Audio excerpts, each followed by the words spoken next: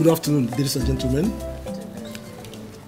I would like to seize this opportunity to welcome all of you to the first in the series of seminars on decolonization of the curriculum. It's a seminar series that we have planned in order to encourage debate and discourse between PHIB students and PHIB academics in relation to our curricula and the potential impact by extrapolation to the development of Africa. So I would like to formally welcome PHIB students and their friends who are here. We said that we can never have this without you. It's about you. It's always been about you. When you were talking about free education, you threw in a caveat. The caveat was that you would want us to look at the potential to revamp the engineering curricula, amongst other things. That was the caveat. My view was that it is easy for an 18 to 28-year-old to talk about bursary, school fees, but when you threw in the caveat, look into the curricula, it begins to resonate with quite a number of us. And that is precisely the reason why we are here today. And the call for decolonization of the curricula is not new. It's not really new. We've had to deal with this for a long time. So precisely we are here because of you. I would like to extend, on behalf of the tax team on decolonization, our warmest welcome to you. Thank you. I would like to welcome our acting dean, the acting dean of engineering, Professor Mboa.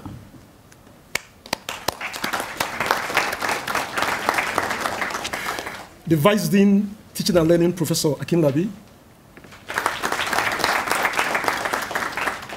The vice dean research, Professor Clinton Iboa. Former vice dean of engineering, Professor Dundu. And quite a number of heads of schools who are here today, colleagues, ladies and gentlemen, welcome. I would want us to give a round of applause to the special guest, the speaker, Professor Mutambara.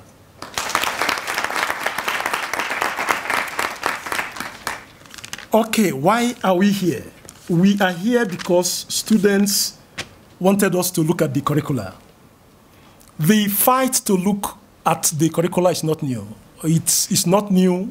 It was a call in 2016 by students that we should, amongst other things, look at revamping the engineering curricula. Let me take you back. Just let me take you back to when this fight about decolonization started. In the 1950s and 60s, students and academics in African universities were worried about the influence of classics and Latin in the transformative development of the humanities in Africa. Classics and Latin as disciplines were viewed to be very colonial, because to be a good classicist, then you have to be embedded in the thoughts, views, values, and norms of ancient European antiquity. So the class of 1950 and 1960, they fought it, they decolonized the humanities, they created African prose and poetry, and they started African Writers Series. That was then. What was very spectacular was that the class of the 50s and 60s were able to come up with what we now call African literature. African literature was regarded globally as new knowledge. And because it was regarded as new knowledge, they were given awards. They won a number of awards. So we have Nobel laureates, and we have Man Booker Prize given to Africans like Naguib Mahfouz, Wole Soyinka, and Ngugi wa Thiong'o got the Mambuka Prize. That was the fight of the 50s and 60s in Africa.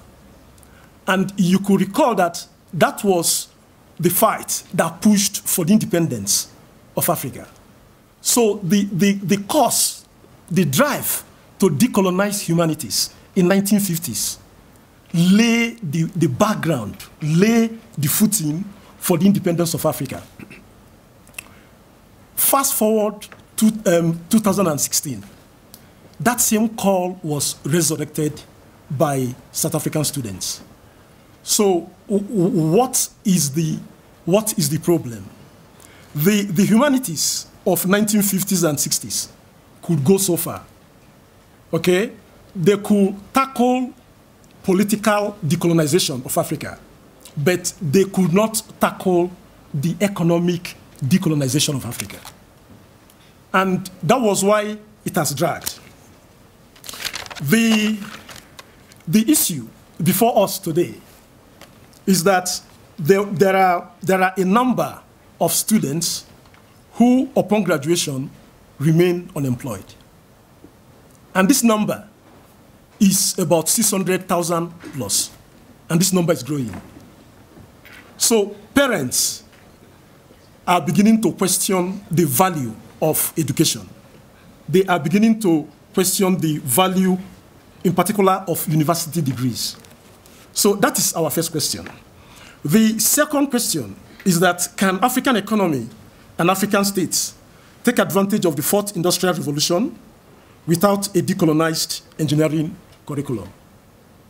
We are fundamentally here because we wanted to see whether we can reformulate our curriculum. The third question is this: what exactly is a decolonized engineering curriculum? What does it look like? When we see a decolonized curriculum, what are the variants from what we have today? That is the third question. The fourth question is, would a decolonized engineering curricula be a pathway to global excellence and stature? A number of us here believe that global excellence and stature is in conflict with a decolonized pathway.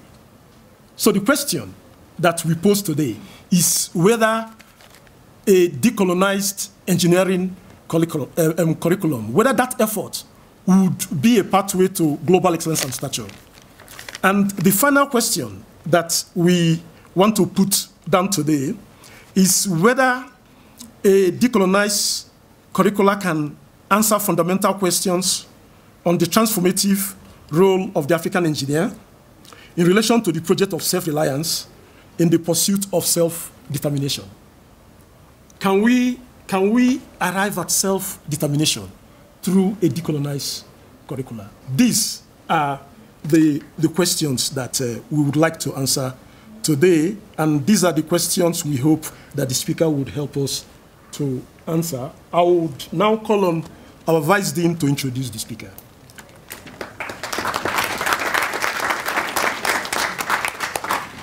On behalf of the members of the Management Executive Committee, the Senior Leadership Group, Febe Dineri, Prof. Mbowa, and Prof. Clinton, members of the hashtag Febe Decolonization Task Team, colleagues, and students.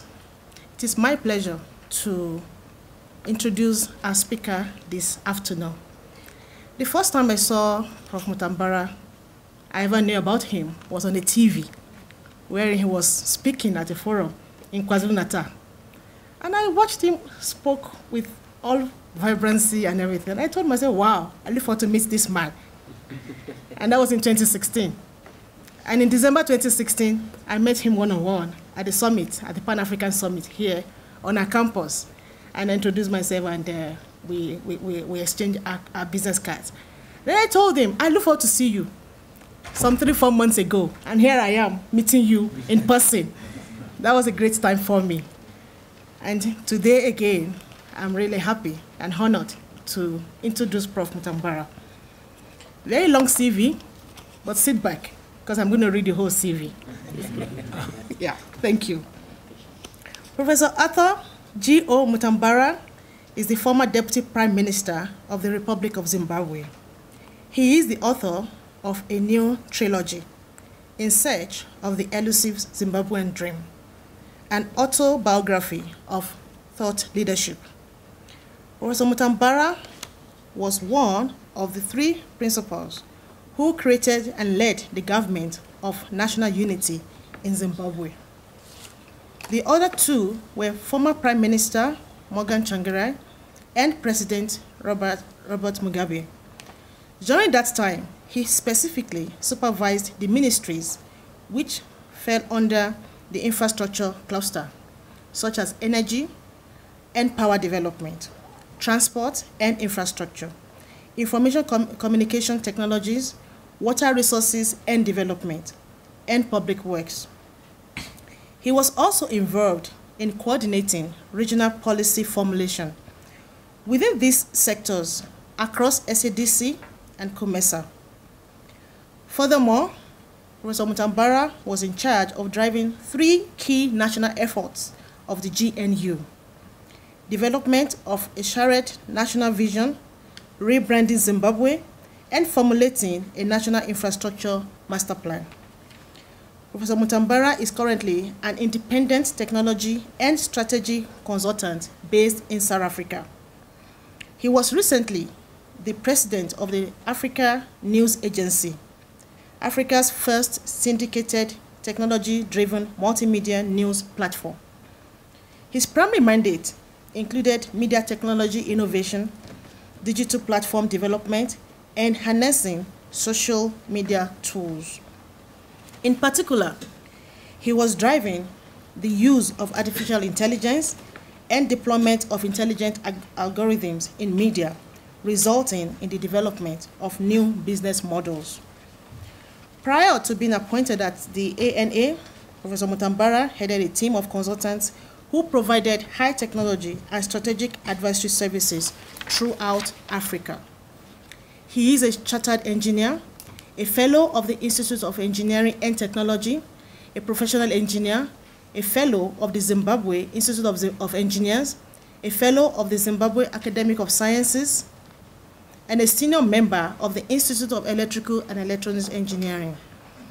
He was director of electronics payments at Standard Bank in South Africa.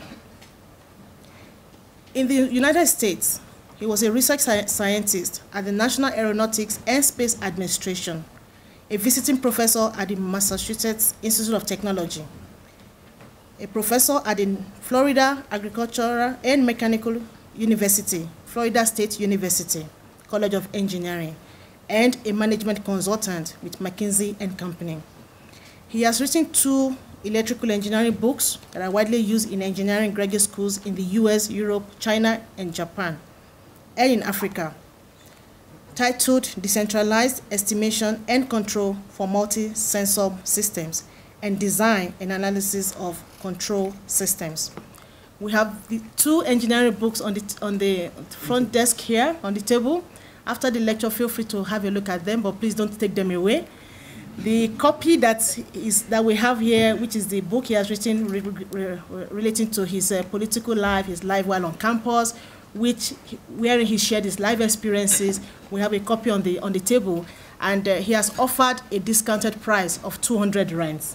So if you want to buy and you want an autograph, you want him to sign on your book, please pick a copy. Precious will be in charge of this after the lecture. So pick your copy, going for 200 rands, and limited copies are available. Professor Mutambara holds a PhD in robotics and mechatronics engineering and an MSc in computer engineering, both from the University of Oxford, where he was a Rhodes Scholar. He graduated with a BSc Honours in Electrical Engineering from the University of Zimbabwe. In 2007, Professor Mutambara was accorded the World Economic Forum Young Global Leader status, and subsequently, he was invited to attend the World Economic Forum events from 2007 to 2013 in Davos, Switzerland, in China, India, and Africa. On behalf of FEBE, please join me to welcome Professor Mutambara.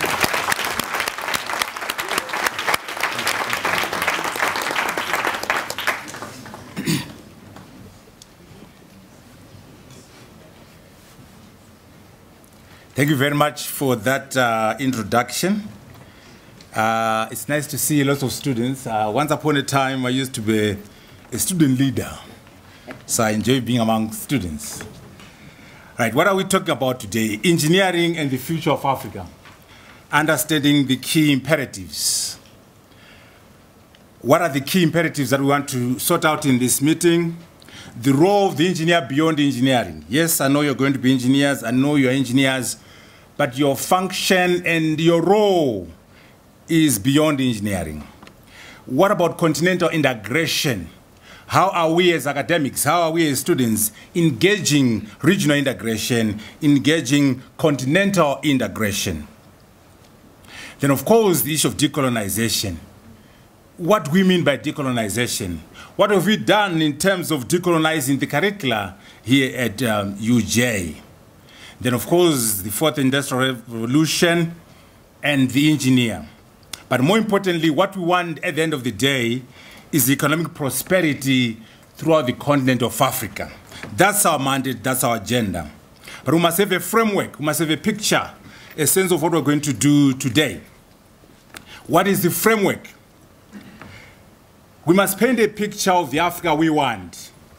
Where do we want this continent to be in 2040, in 2063? What we call the destination economy. Paint a picture, a vision of the Africa we want. Once we've done that, we say, what are we going to do to move ourselves from where we are at the bottom of the hill to the top of the hill, which is our vision, our strategy, our game plan to achieving the vision for Africa. Then, of course, execution, execution, execution. Doing is more important than dreaming. As Africans, we do too much talking, too many plans, very little implementation, very little execution. So we want the art of doing things. And when you execute things, there must be an implementation matrix. Who's going to do what? When are they doing it? Where are the resources coming from? There must be some measurements. There must be monitoring. There must be evaluation. There must be sequencing. There must be prioritization. That's our framework of doing things. As engineers, we must be very clear about what we want to achieve. We must be very clear about the game plan, which is our strategy to achieving our objective. And then more importantly, let us plan the execution. Let us plan the implementation. The aspiration, a peaceful, democratic, and prosperous continent. There's no peace in Africa. We know there are conflicts all over the place. There's no democracy, our elections are rigged, or they're dictators. The continent is not prosperous. If in 2040, if in 2063, we can have peace on the continent, we can have democracy in our countries, and our people can have prosperity, then that's a good vision. That's a good achievement for the continent. A globally competitive and technology-driven continent. Technology is going to be the key driver. So engineers, technologists, UJ, we all have a role to achieving a globally competitive African continent. In terms of detail, peace, stability, and equality is part of our vision. Freedom and inclusive democracy, part of our vision. Inclusive economic growth. There's no point in saying we're having 7% GDP, 12% GDP, when that growth is not shared by the woman in Mpumalanga, by the woman in Soweto, by the woman in Dotito, by the woman in Cholocho. The average person on the continent must benefit from the economic growth.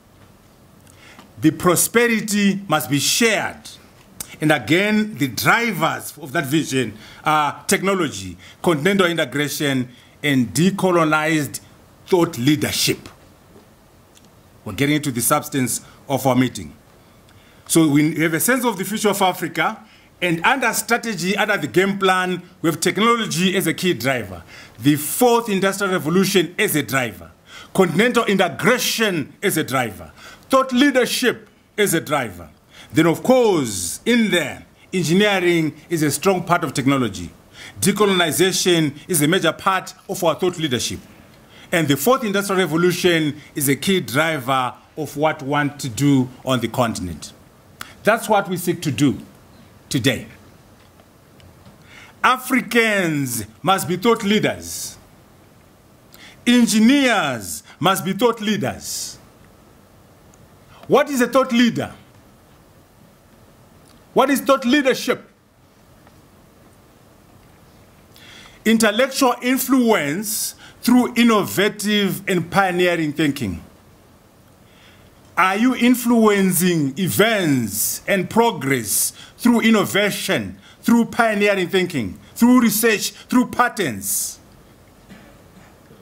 Are your ideas having impact on society, impact on the economy, impact on the quality of life of the African? That is what we mean by thought leadership, the impact of ideas. But you see, it's not easy. The problem we have is that those with ideas have no power, and those with power have no ideas. With your ideas and your lab work, you have no political power. And those with political power have zero ideas. So what we need to do somehow is to get a marriage between ideas and power. That's why I was Deputy Prime Minister, trying to run a country.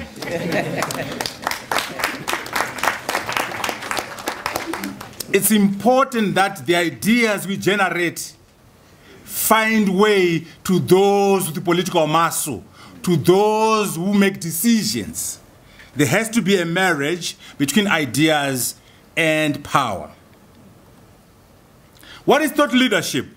Initiatives that seek to turn strategic thinking into reality through execution, through doing.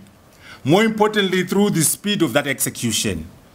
Initiatives, activities that seek to turn strategic thinking into reality through execution.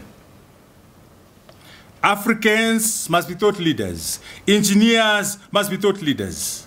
What do we mean? Knowledge production, knowledge ownership. Are we producing knowledge? Do we own knowledge? Are we producing intellectual property? Do we own intellectual property? Or are we just passive consumers of knowledge? As Africans, we're sick and tired of being consumers of knowledge. We want to be participants in the construction of knowledge, participants in the creation of knowledge, the creation of intellectual property. That's what we mean by thought leadership. Knowledge and intellectual property management, knowledge and intellectual property ownership, extending the frontiers of knowledge.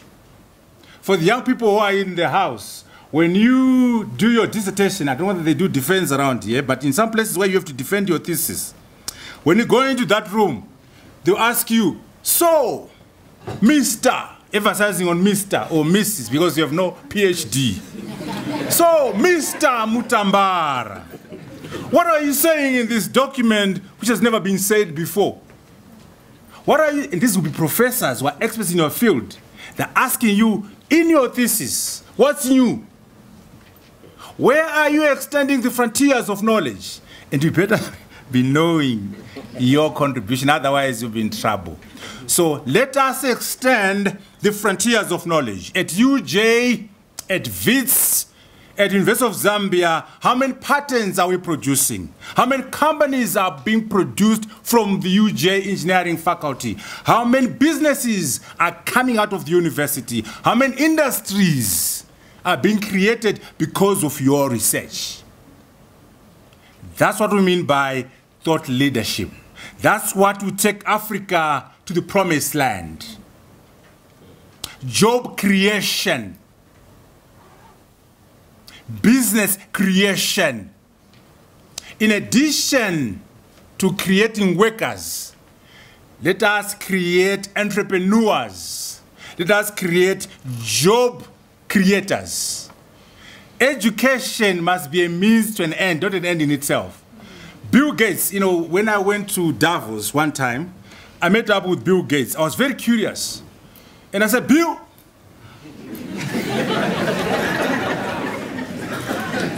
I was looking at your biography. I understand you were studying physics at Harvard, and you dropped out in your second year. How dare you do that? If I did that in my own country, the entire village would stone me. I said, how dare you, Mutambara, you get a chance to go to Oxford and you drop out to form a company. And then he said, no, look, it wasn't very risky. It was a strategic decision. If I waited, I would not have formed Microsoft, so I had to go. But however, I cut a deal with my professors. They allowed me to go and form my company. And they said to me, go and form Microsoft, but if you run into trouble, come back. We'll work with you to get you your degree. I was like, wow, I never heard of that before. In my own country, in Africa, at UJ, if you drop out, they chase you. They don't want to see you again. They discontinue you. So, professors, let us be flexible. Allow the best engineer, the best student in electrical engineering to go out and form a company. If they fail and don't succeed, allow them back. Work with them and get them that degree. Entrepreneurship is time sensitive. If Bill Gates had waited to get his physics degree, maybe by the time he was trying to do Microsoft, somebody else would have done it. He had to leave Harvard. Top student in physics, he left Harvard, and the rest is history. Extending the frontiers of knowledge. Many patents from Bill Gates. Many companies based on Bill Gates. Many businesses. The same applies to Steve Jobs. Same applies to Mark Zuckerberg. Education must be a means to an end, not an end in itself. But you must get your degree.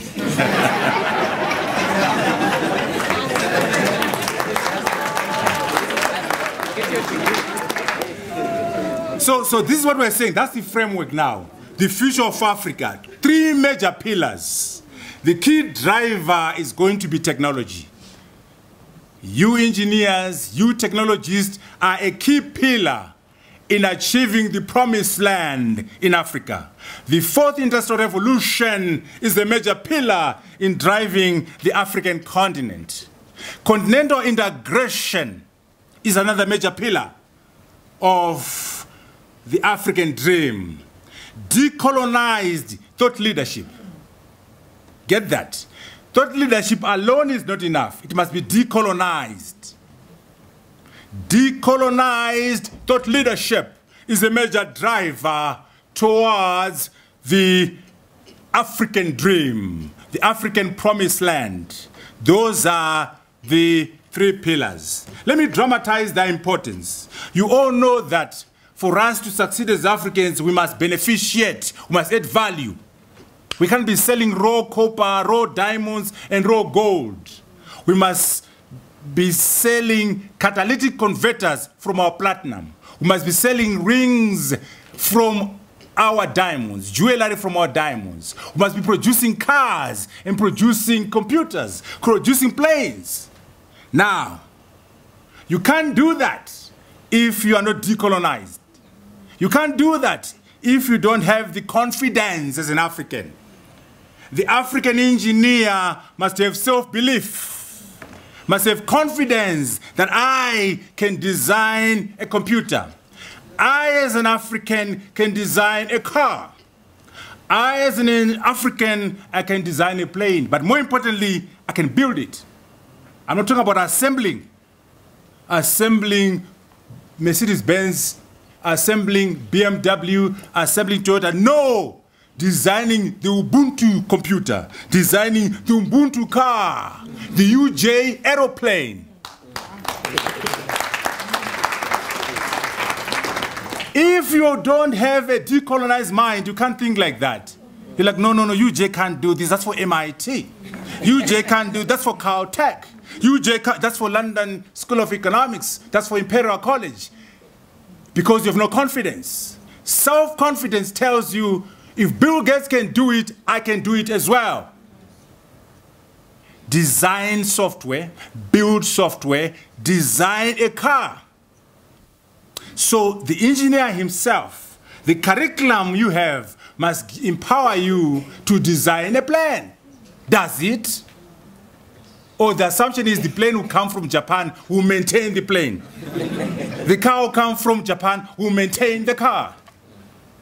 We want to design the car. We want to build the car. A decolonized curricula will allow you to do that. Decolonized entrepreneurial spirit. And the African government must be decolonized as well. Does the government have confidence in its own engineers?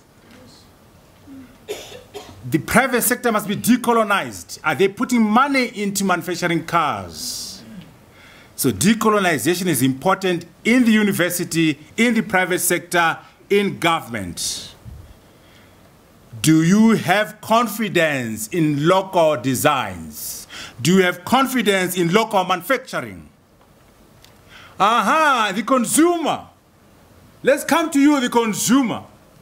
When the TV says, made in Mpumalanga, by a UJ student, are you going to buy that TV? When it says, made in Dotito, in Cholocho, you like Sony, you like Philips, you like Samsung, you like LG. You are a victim of colonial mentality. You are a victim of mental slavery. Why can't you support your own product? Made in Dotito, buy made in Dotito. Made in Cholocho, buy made in Cholocho. Made in Kumasi, buy made in Kumasi. Guess what, guys and ladies? Japan after the Second World War, Toyota was horrible. Nissan it was like Zhejiang. No one wanted to touch Toyota. No one wanted to touch Honda or Mitsubishi. But the Japanese had self-confidence, said, "Oh, buy our own products." They bought Toyota. In Europe, in Africa, people were buying Mercedes-Benz, were buying European cars. No one would touch a Japanese product. But over time, starting with the local market of the Japanese, Asian market, Toyota, Sony, Mitsubishi, Honda became the brands by being supported by their own people. So the Ubuntu car, the Ubuntu cell phone, the UJ aeroplane eventually will become a superstar brand if you support it. The African consumer must have confidence in local products. Remember, I'm emphasizing those three pillars: technology and the decolonized thought leadership. Now, the third one, market size. Now, normally when there's, no, you can't produce cars, there's no market for it. No, you can't produce this. Guess what? If we work together as Africans, 1.3 billion Africans, and 10% of those support your car, surely you'll be able to make it. So the African continent being a market, and I'll talk about that later on, will solve the issue of markets. So we need the market, we need the confidence, and we need the technology. The engineer. Now, engineers, please don't feel constrained. The sky is the limit. Yes, you must work as engineers, civil engineers, mechanical, electrical, and so on. Work in the profession, but don't feel limited to the profession. Go into academic leadership. Marwala is here running the university. And the minister was saying there are only 2 vice chancellors who are engineers in the whole country. How come? When you're in high school, you are the #1 students, getting all the good marks. You go into engineering, the less not so able chap or woman goes and do law or history, then they become the vice chancellor. They run you. How can people who are not smart?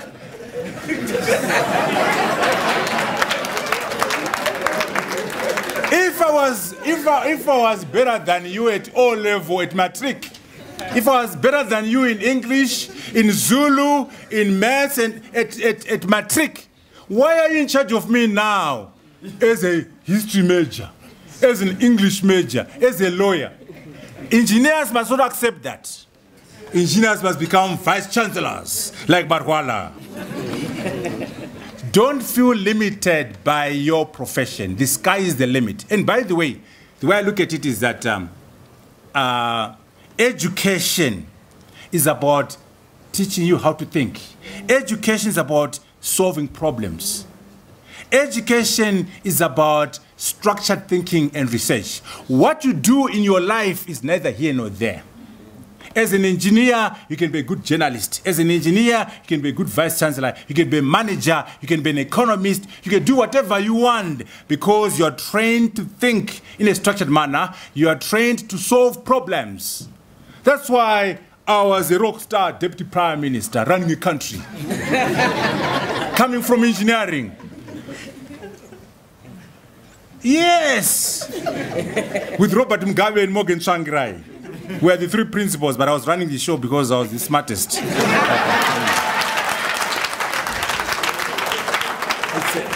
That's a fact.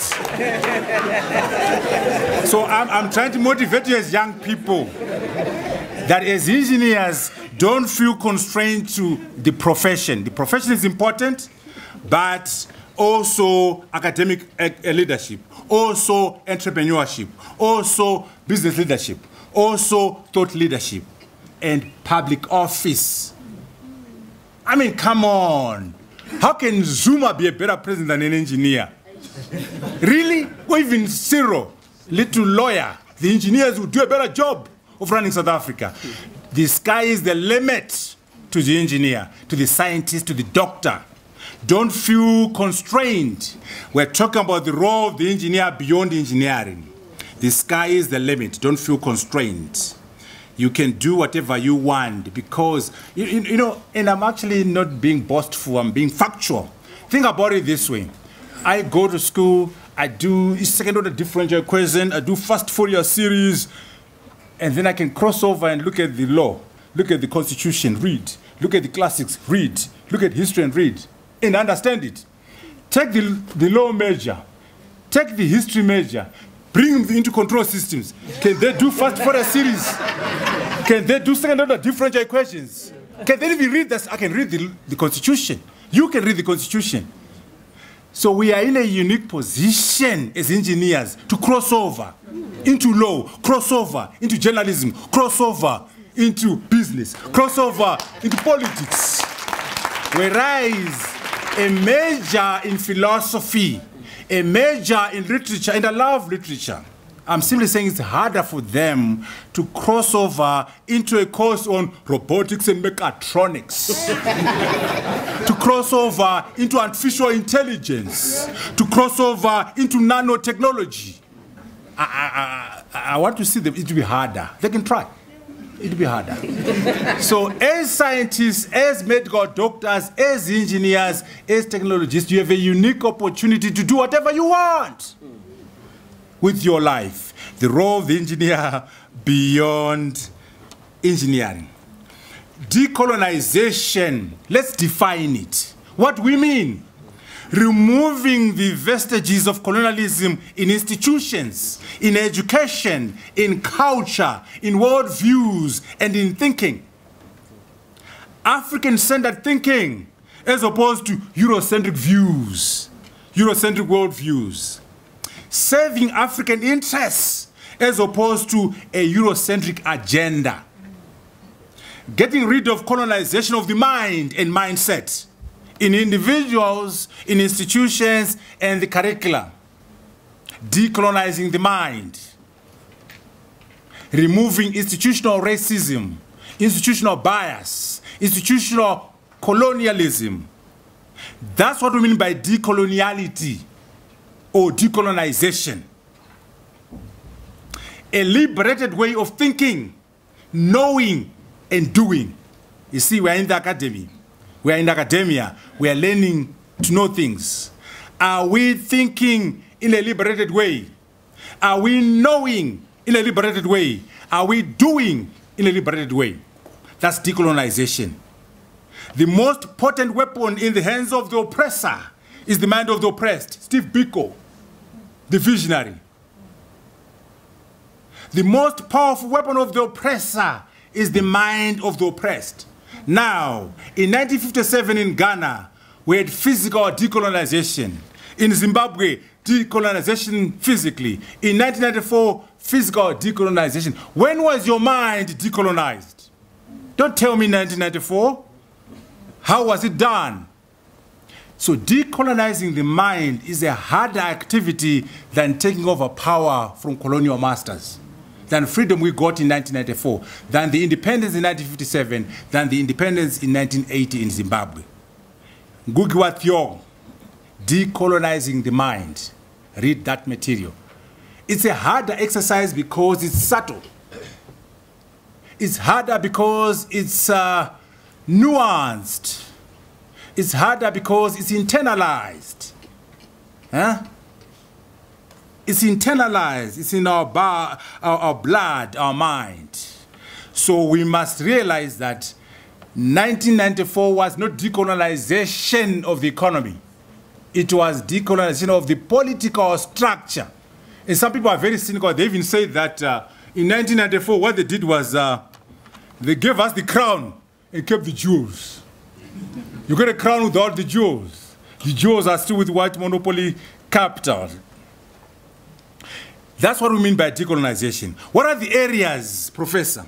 We need to look at theory and practice in engineering, in mechanical, in civil, and decolonize that theory, decolonize the practice, the language. You know, Professor Marwala did a very interesting article in the Sunday Times where he was talking about discrimination in the Fourth Industrial Revolution. When you say Siri, what language is Siri speaking on your phone? When you say Siri, what accent does Siri have? And when you do voice recognition, face recognition, what faces are there? White faces, European accents, European languages. So there's discrimination currently in the Fourth Industrial Revolution. So let us decolonize the language.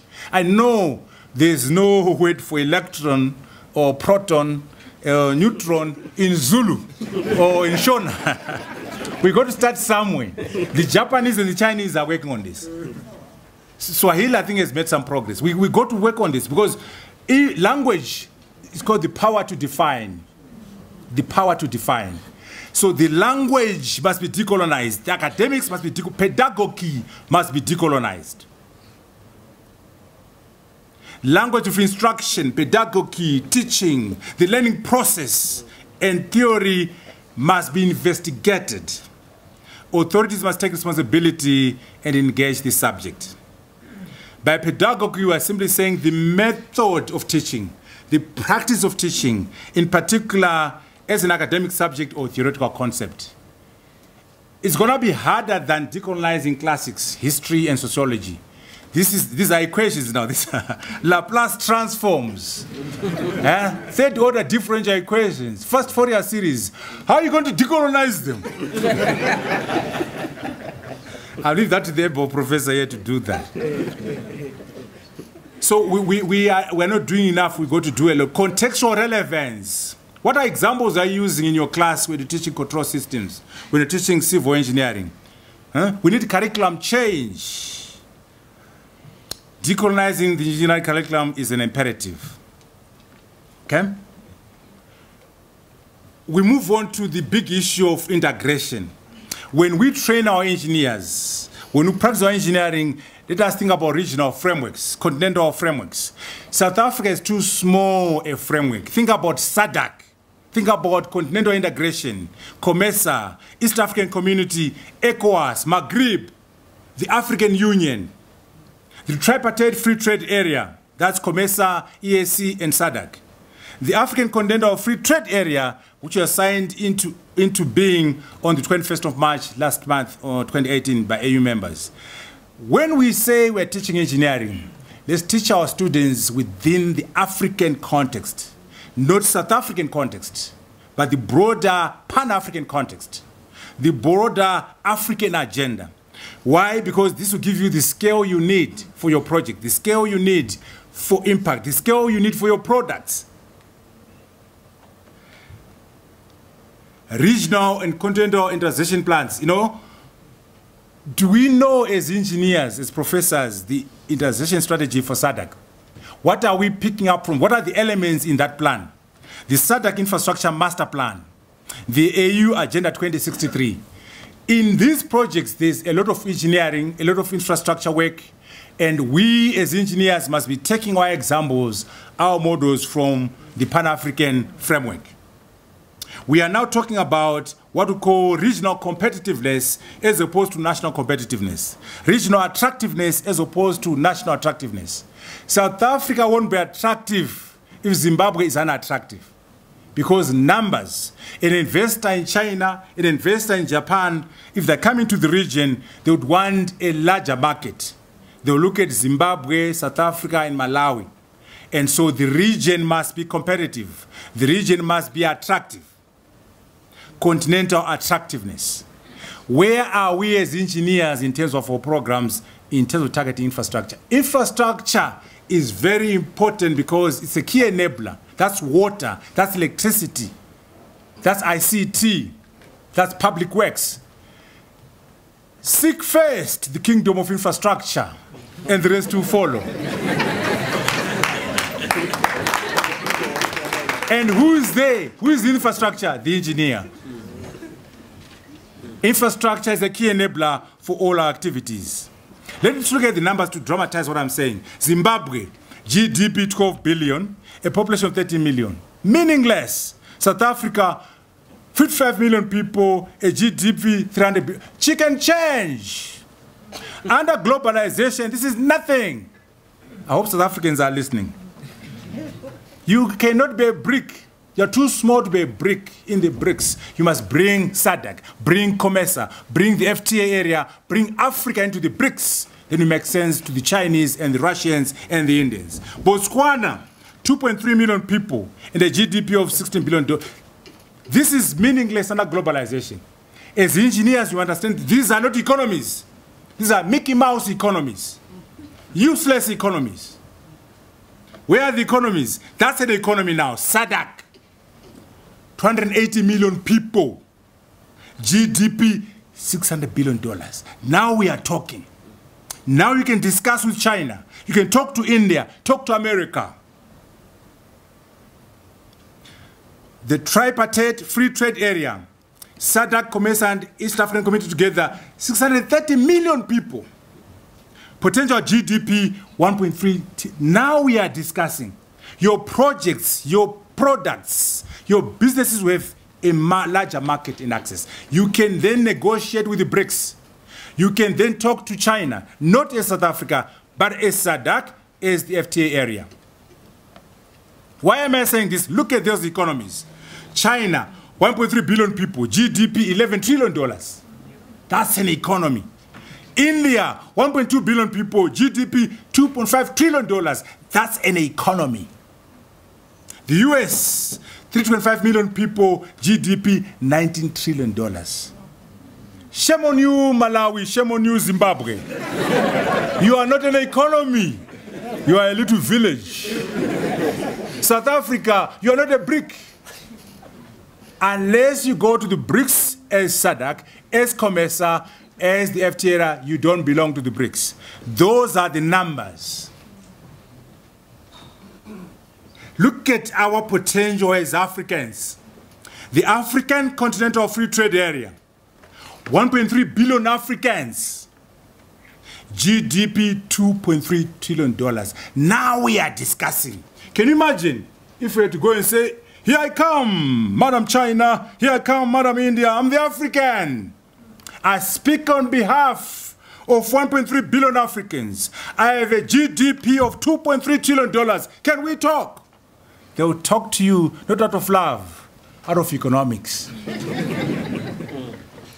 Here I come. I present a market of 1.3 billion Africans. I have a GDP behind me of $2.3 trillion. Can we discuss? They will entertain you.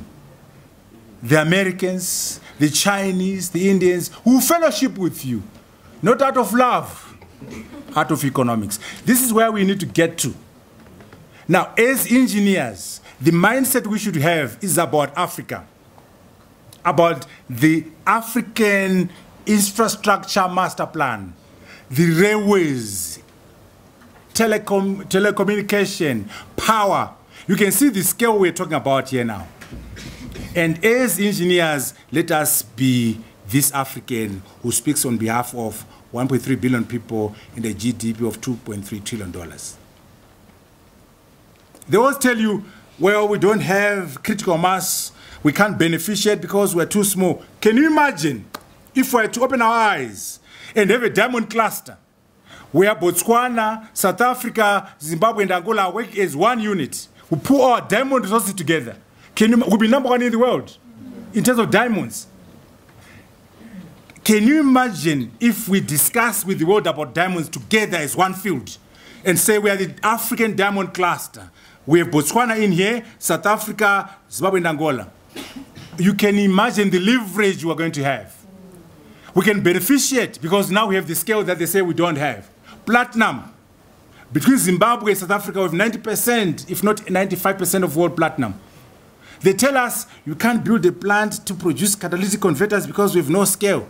When we put Zimbabwe and South Africa together, we can produce the catalytic converters in this region and sell to Japan, sell to America, sell to China, sell to India. Scale is coming from collaboration, and engineering is key in those clusters. Mining engineering, mechanical engineering, electrical, in the diamond cluster, in the platinum cluster. Oil cluster, Nigeria, Equatorial Guinea, and Nigeria, whichever countries out there, they have a cluster on oil. They'll compete with the Middle East. They'll compete with everyone else, and they can then beneficiate and produce diesel and petrol, as opposed to Nigeria buying petrol, Nigeria buying diesel. Shame on you, foolish African. How dare you? 70 years of independence, and you are buying petrol, and then you produce petroleum. If you have the economies of scale, we'll be able to beneficiate and produce diesel, produce oil, petrol, iron and steel class, and so on. Why we need to do this? The major argument given against beneficiation is that we don't have the critical mass. We don't have the market. We don't have the technology. We don't have the money. When you pull our resources together, the money will be there, and we'll be able to, the market will be there. So by coming up with these regional clusters, we'll be able to enable value addition in these clusters. Engineering in the fourth industrial revolution, that's your Professor Marwala's favorite subject. I don't know what I'll say here which he hasn't said to you, but let's see. When we say the fourth industrial revolution, we must understand the history. The first industrial revolution was about water and steam, leading to mechanized production. That's the first industrial revolution. The second was electrical power to create mass production. That's the second revolution, electric power. The third was electronics and information technology, ICT, leading to automated production. The fourth is building on the third. And we're fusing technologies now, blurring the difference between physical, digital, and biological spheres. That is what is bringing about what's called the fourth industrial revolution. Why do we say it's a distinct revolution? Why do we say it's the fourth? Number one, the velocity of the changes, massive speed of changes. The scope of the changes, the number of things affected by the changes, huge changes. The nature of the impact, systems impact. This is why we call it a revolution. The growth of AI and its extensive deployment in e-commerce.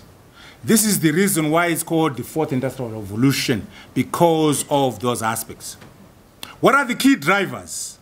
Artificial intelligence, intelligent algorithms, augmented reality, human augmentation, what's called human 2.0, big data, nanotechnology, Internet of Things, Internet of Everything, a revolution in e-commerce, a revolution in media, a revolution in medicine. That's all there is. When they say fourth industrial revolution, these are the drivers. And you can see engineering is all over the place, computer science. Do we understand how we can achieve African prosperity from these drivers? I know we are mixed, mechanical, civil, non-engineering people in the house, so I won't go into details defining these aspects, but during discussions, we can look at some of these definitions, so I'll just skim through. By artificial intelligence, we're simply saying the intelligence we normally have in human beings, can we have the same in a machine?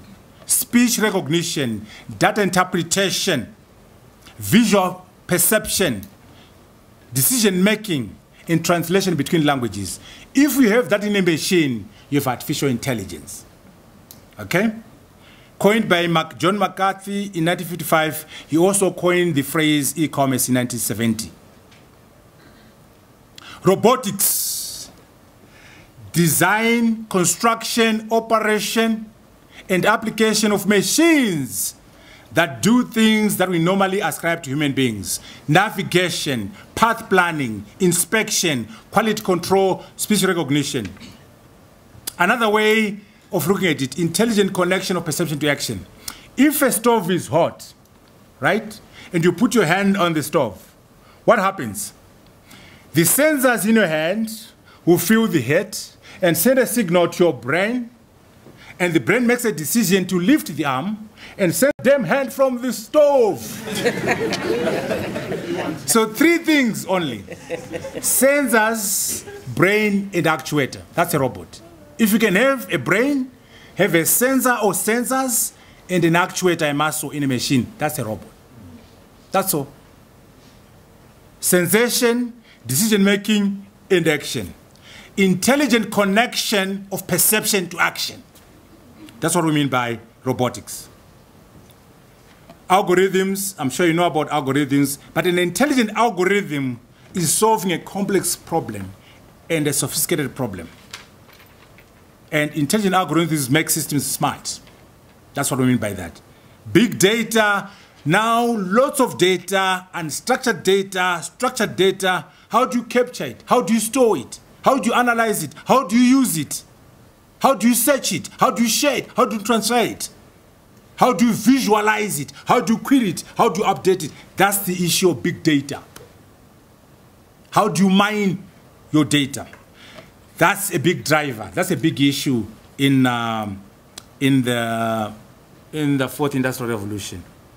Predictive analytics, behavior analytics. Again, I won't go into details. We can discuss that later. Nanotechnology, product design and construction at dimensions and tolerance levels of 10 to the power minus 9. Manipulating individual atoms and molecules to produce products. Operating at atomic level, operating at molecular level to design a shirt, to design a robot, to design a bench, to design. This has the potential to affect every industry you can think of. Every industry will be affected by nanotechnology potentially, because we are manipulating and designing at atomic level, which means you can have a suit which you never have to wash. You never get dirty because it's a nanotechnology suit. It doesn't get dirty. Actually, that's what I'm putting on there.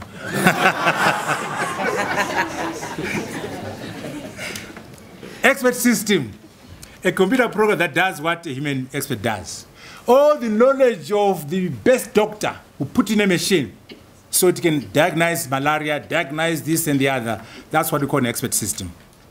Internet of Things, interconnection control via the internet, where your appliances, your devices can send information, receive data. Very big area. And it gets even bigger. Internet of everything, your car, the road, the parking, the building, they communicate and talk to each other. Your fridge, you talk to your car. A wider concept that refers to devices and consumer products connected and controlled through the internet and outfitted with expanded digital features to the global internet. This is the big thing, because everything will talk to everything else. Your parking lot will be smart. Your city will be smart. The street lights will be talking to you. That's the big area. Now, what is the role of the African in this? There's potential for the African to, by the way, the tendency is that to say advanced technology is for Europe. Advanced technology is for Japan. We can deal with the technology from 2000, from 1990. Wrong. Some of these things are more applicable to poor Africa than to Japan. Some of these new technologies are more relevant and easier to apply in poor Africa than Japan. You know why?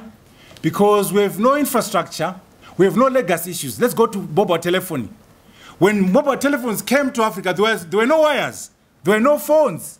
So we easily embraced wireless technologies. Whereas in London, in New York, in Singapore, there were physical wires. So somehow they had to integrate wireless and wires. But because we had nothing, we just went wireless. Right now, best practice on the cell phone is EcoCash, Mupesa. There's nothing in Japan. There's nothing in America. There's nothing in Europe which is as good as Mupesa, that mobile payment platform, which is as good as EcoCash. So EcoCash from Zimbabwe, Mupesa from Kenya are global best practice because of poverty. There are no banks. 80% of our people are unbanked. There's no brick and mortar bank in the villages of Africa. So everyone is using EcoCash or Mupesa. So the lack of infrastructure, the lack of development becomes an opportunity to leapfrog. So when we discuss these things, don't defer them for America, for Europe or Japan. Sometimes there's an opportunity for us to leapfrog because we have nothing. Augmented reality. This is where you take technology, computer-generated images, and your own images, you get a better view, a composite view.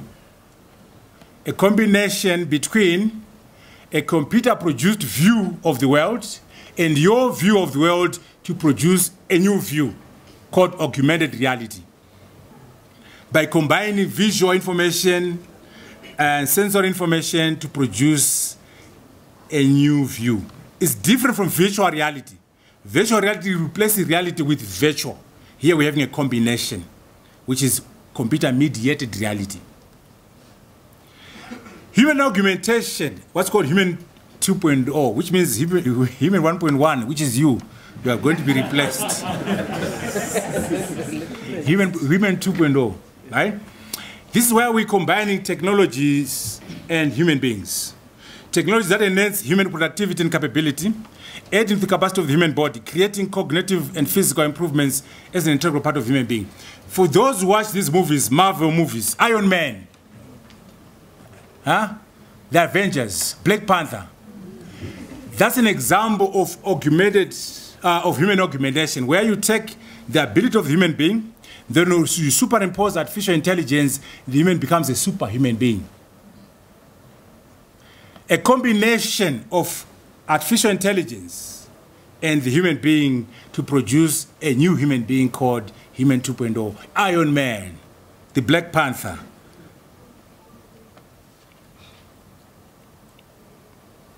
Supersensory augmentation, some of it is science fiction, of course, but the idea of Iron Man is human augmentation. What we're saying is, the philosophy around human augmentation is that let us not replace human beings. Machines and human beings can work together to improve performance, okay?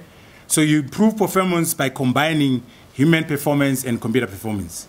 The robot and the human being as one is what we call human augmentation. There's still limits to robotics. There's still limits to artificial intelligence. Empathy. Can you build a machine that shows empathy? That shows emotions? That shows love? That shows embarrassment? That shows sympathy? You know, the robot gives you a cup of coffee and you say, this is bad coffee. And then the robot shows embarrassment or is ashamed. So we haven't achieved that. It's work in progress. One day, we'll reach the promised land of human emotions in machines, but not at the moment. Emotional intelligence, cultural intelligence, not yet. These are the limits of artificial intelligence, limits of the fourth industrial revolution. Cultural intelligence is where you can move in and out of different cultures, business cultures, social culture, economic cultures, and produce optimal results. Emotional intelligence is understanding your own emotions and those of others. Machines are not able to do it. Intentionality. Can you build a machine that defies the program? You know, you write code and the robot obeys the code. Can you build a robot that says, today I'm not doing it because I don't want? Intentionality in a machine. Today I'm not obeying the program. Can we get that? Okay, so anyway, so those things we have not achieved yet. Yet, I think therefore I am. That's Descartes. We haven't gotten a machine that says I think therefore I am. Superintelligence. That's a terrible one, eh? That's a danger one. What's superintelligence? A superintelligent agent is a robot that possesses intelligence far surpassing that of the brightest and most gifted human being. A superintelligent agent is a robot that has intelligence that far surpasses that of the brightest and the most gifted human being. Now, if we do that, then we're in trouble. If we build that one, they'll replace us. Why would you dominate? Why would you run UJ? When the robot is cleverer than you? Agents will replace human beings as dominant life forms. Those are the fears. But we haven't gotten there yet. But we might. It's called superintelligence. So if they're smarter than us, they will dominate us. You dominate the dinosaurs and tigers, you cage elephants because you are smarter than them. They're going to cage you.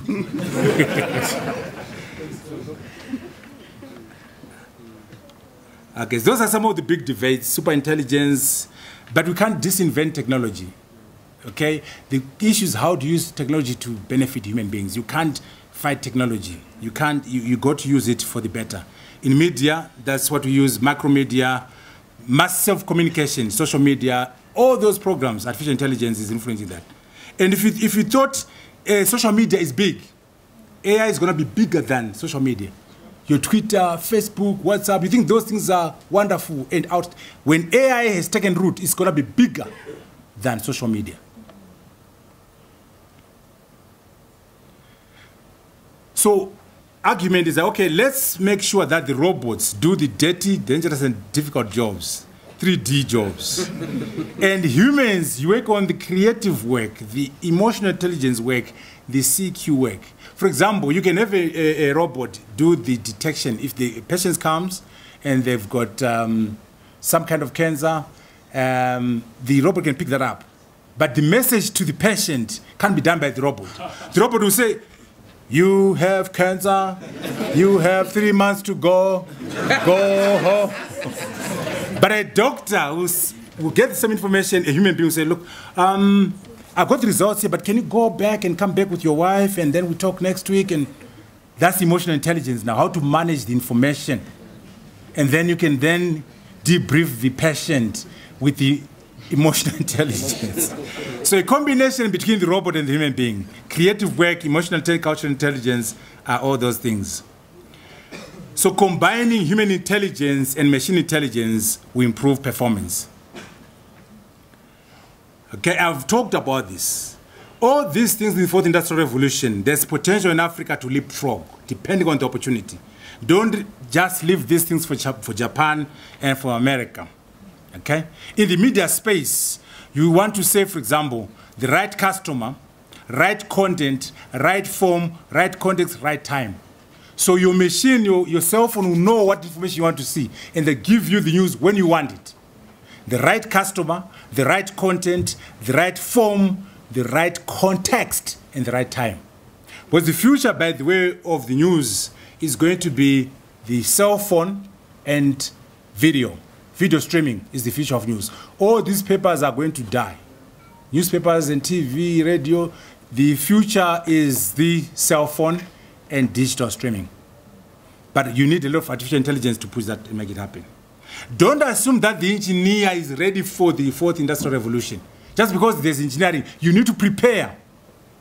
Teaching must be done differently. Research must be done differently, service differently. In engineering, in technology, in the university. Interdisciplinary approach, multidisciplinary approach. Focus on how to think. Focus on problem solving. These are the new skills you need to operate as Africans in the fourth industrial revolution. Focus on solving problems, virtual classrooms, virtual laboratories, virtual libraries, virtual teachers. Augmentation of the education experience. We mean improving. We're not taking away your experience right now. We are augmenting it. We're making it better through the fourth industrial revolution. Knowledge production, management, and ownership of knowledge. This has to be different in the academy.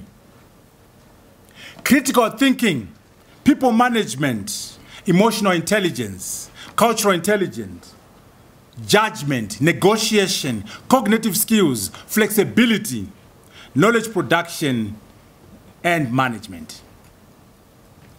Decolonization of the curriculum.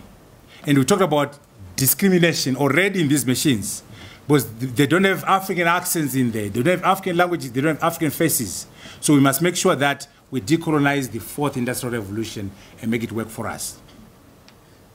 Okay? I want to make sure that we have more time to ask questions and talk. So I'll summarize by saying the future of Africa we want is shared economic prosperity, shared economic growth, technology-driven success on the African continent. But there are three pillars that are critical. The fourth industrial revolution and technology in general, continental integration, and decolonized thought leadership. These are the three pillars that we need to drive ourselves. And as I conclude, let me emphasize this. I know you're young Africans, African professionals, some of you are academics, some of you are going to be engineers and managers, and might say, well, I don't care much about Africa. As long as I do well as an individual, I'm going to be a superstar academic, a superstar journalist, superstar manager, I'm going to be a superstar teacher. Guess what? You will never be respected as an African until Africa has done well as a continent.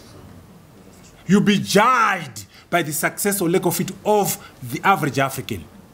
You know, when I was Davos, I like Davos. I used to talk. I like talking, as you can see. And I'm pontificating at Davos, talking loud. And then someone says, we like what you're saying. Where are you from?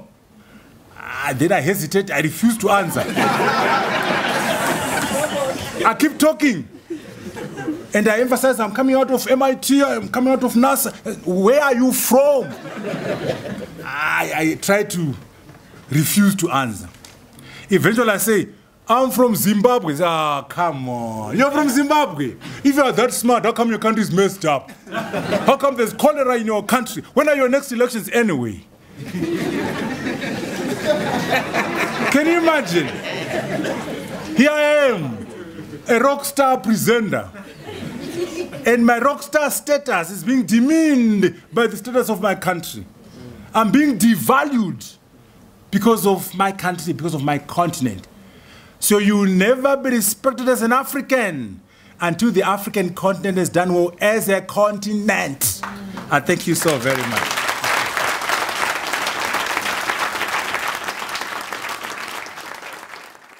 Okay, thank you very much. We would want to call on the acting dean, our acting dean, to provide a solid response to him.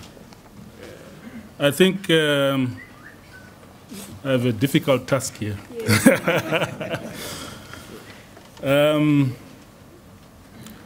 I think one thing that Professor Mutambara mentions is the issue of the elusive dream, not only in Zimbabwe, but in Africa. And I think the challenge here, I think you see the book with a nice photo of him there, one in a series of 3. So we are expecting 2 more to come. And obviously for those that do control engineering, I think I see a book of 800 pages there, another one of 240 pages. How do we use that knowledge in order to create a dream for Africa? I think that's the questions one of the questions he has posed.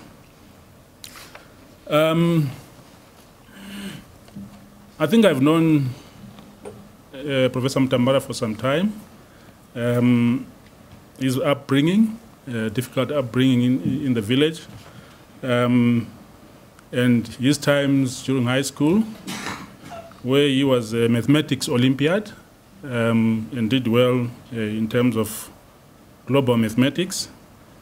So you cannot question him on that. As you realized, he is also a debater of note. At Oxford, I understand from his colleagues that whenever he joined a debate from the floor, it was clear by acclaim and by ululations and other kind of acknowledgement who was the winner of that debate. And I'm sure you can tell who is the winner of this debate.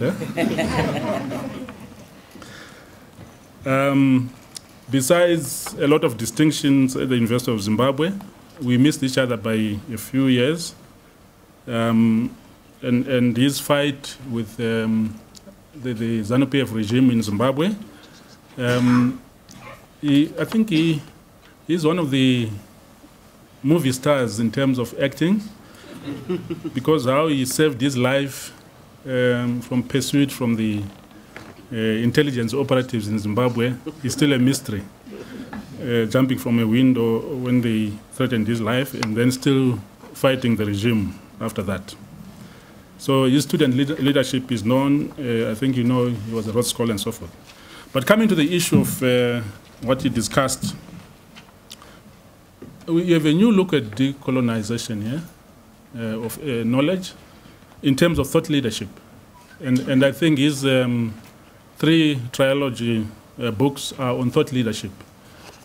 And, you know, we have had philosophers, some of them not engineers, but I think this is an engineering philosophy text that I think when the 3 books are done, and hopefully it's not the first time we see him, we will continue to interact with him and get such lively sessions. Because I think education is not about Fourier series only and Laplace transforms. You can say in the last hour you have learned a lot, so have I. And I think that's what education is, teaching us how to think. And I would like to thank Professor Mutambara. Maybe we should give him another round of applause for that.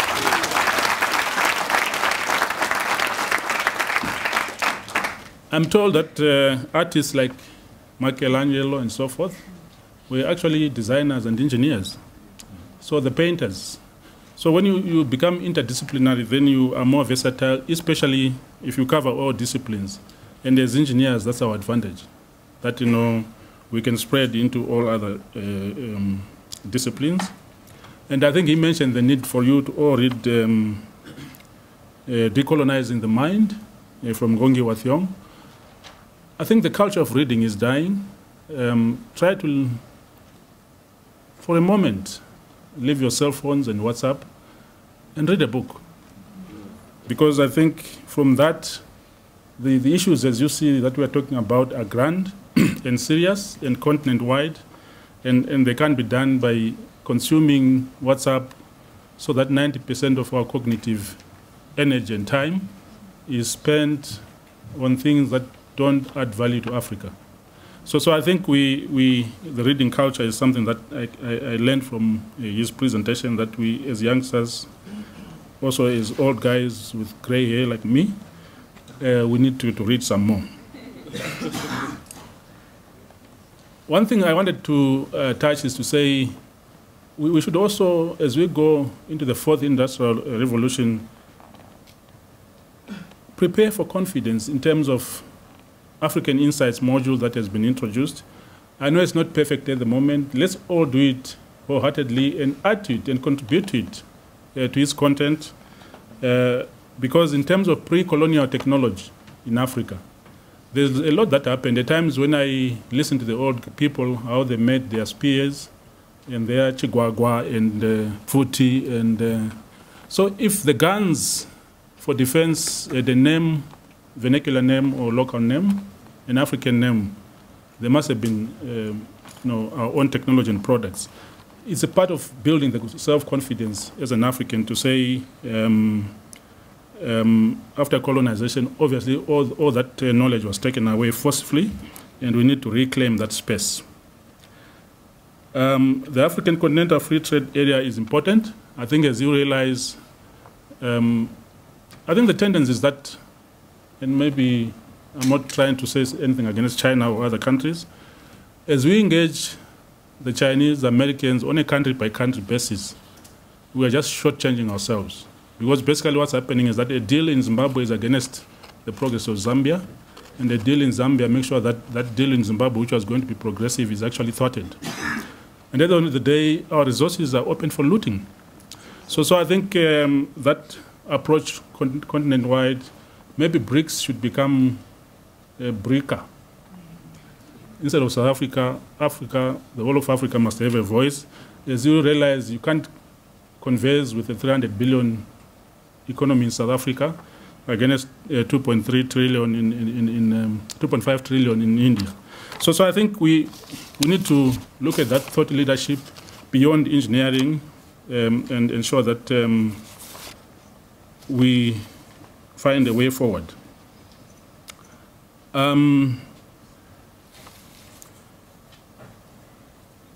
In terms of political power, I think as engineers, we know it's a boxer's world in the political world, but I think it can be made different, and I think the Chinese leadership has taken on not only engineering, but technology, science, and other educated people into the top hierarchy of government, of the party, Communist Party, and the results are there for all to see, and obviously we need to open ourselves to that.